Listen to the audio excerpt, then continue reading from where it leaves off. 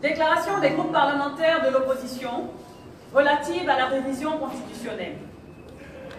Les parlementaires ivoiriens ont été invités le 5 mars 2020 à se réunir en congrès sur convocation du président de la République pour entendre son discours sur l'état de la nation. Au cours de cette allocution, le chef de l'État, à travers le Congrès, a indiqué au peuple de Côte d'Ivoire et à l'opinion internationale qu'un projet de révision constitutionnelle portant sur les articles 55, 56, 57, 59, 62, 74, 79, 90, 94, 101, 102, 134, 143, 144, 146 à 151, 160, 177, 181 et 182 sera soumis au Parlement.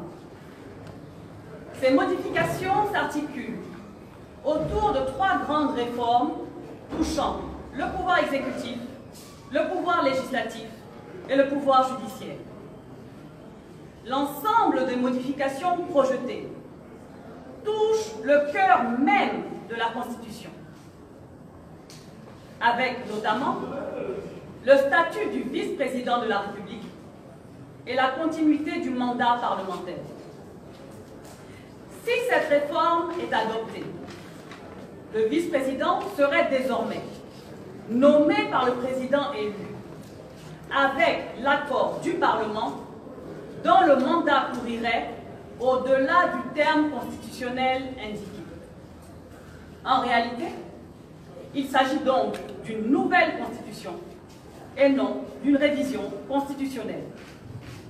Toute chose qui appelle une consultation du peuple par référendum. En revanche, en optant pour la voie parlementaire, le président de la République a fait le choix d'un passage en force. Pour preuve, les grands principes fixés en matière de procédure par la Constitution elle-même n'ont pas été respectés. Il s'agit, entre autres, de la soumission préalable du règlement du Congrès au Conseil constitutionnel, comme indiqué par l'article 134 de notre loi fondamentale. L'article 134 stipule que les engagements internationaux visés à l'article 120 avant leur ratification, les lois constitutionnelles adoptées par voie parlementaire, les lois organiques avant leur promulgation, les règlements des assemblées parlementaires avant leur mise en application, doivent être déférés au Conseil constitutionnel qui se prononce sur leur conformité à la Constitution.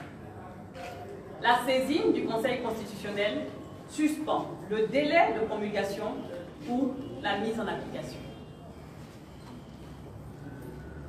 Il s'agit également des délais d'examen imposés dans la précipitation aux parlementaires, c'est-à-dire moins d'une semaine seulement pour un projet d'une si grande importance qui engage la nation tout entière.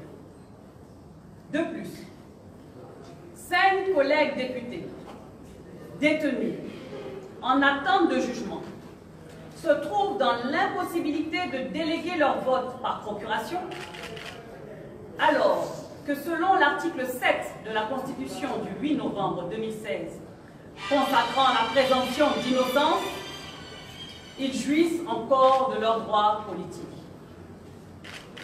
Par ailleurs, 5 autres parlementaires sont en exil forcé du fait de pression et ne peuvent donc prendre part aux travaux. Cela exclut de fait l'expression d'une dizaine de volontés de représentants de la nation et donc des populations dont ils sont les mandataires. Au regard de tout ce qui précède, une opposition parlementaire qui se veut responsable et sérieuse, garante du respect de la volonté populaire, doit-elle se rendre complice de cette mascarade? L'opposition parlementaire peut-elle cautionner ces trop nombreuses dérives qui entachent la crédibilité de l'institution parlementaire et fragilisent l'équilibre social.